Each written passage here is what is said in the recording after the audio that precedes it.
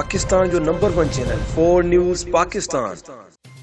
अब्दुल बोज़दार मुझो भेणियो भी आहे। मां उन खां 2011 में उन खां जेको आहे प्लाट वरितो हुयो 3.5 लख रुपया में, ऐं 2012 में 4 अप्रैल ते मां जॻह ठहिराए उन में वेठी आहियां। उन जे बावजूदि 12 खां वठी मां उन पंहिंजे भेणीअ खां उन वक़्तु मूंखे चयईं त अदी तव्हांखे मां जेॾी महिल चवंदो लिखत ॾींदमि, भेण असांजी काॾे वेंदी।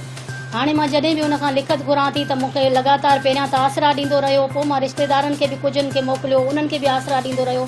हाणे उहो पंहिंजी लिखत खां फिरी वियो आहे, मूंखे लिखत नथो ॾिए, तमामु घणो परेशान कयो अथई, धमकियूं ॾिनियूं अथई। इन जी वजह खां मां कंप्लेन सेल ऑफिस वियमि अगस्त में, उते असांजो फ़ैसिलो थियो, उते लिखत ॾेई आयो त जनवरीअ ताईं मोहलत ॾियो, मां तव्हांखे लिखी ॾींदमि। जनवरीअ खां पोइ वरी वराए फिरी वियो। उन खां फिरी वञण खां बाद वरी मां SSP ऑफिस वई आहियां।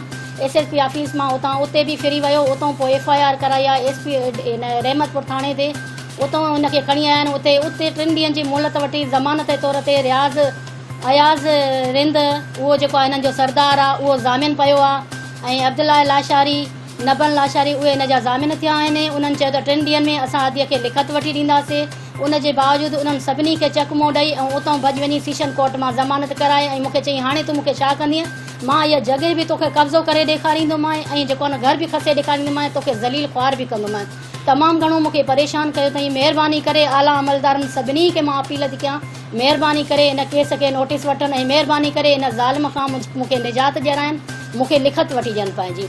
मां सभिनी आला अमलदारनि खे अपील थी कयां, चीफ जस्टिस खे अपील थी कयां, वज़ीर आला खे अपील थी कयां, बिलावल साहब जन खे अपील थी कयां, महिरबानी करे IG सिंध खे अपील थी कयां, DIG लाड़काना खे, SSP साहब खे अपील थी कयां, महिरबानी करे मुंहिंजे केस जो नोटिस वरितो वञे, महिरबानी करे मुंहिंजो मसइलो हल कयो वञे।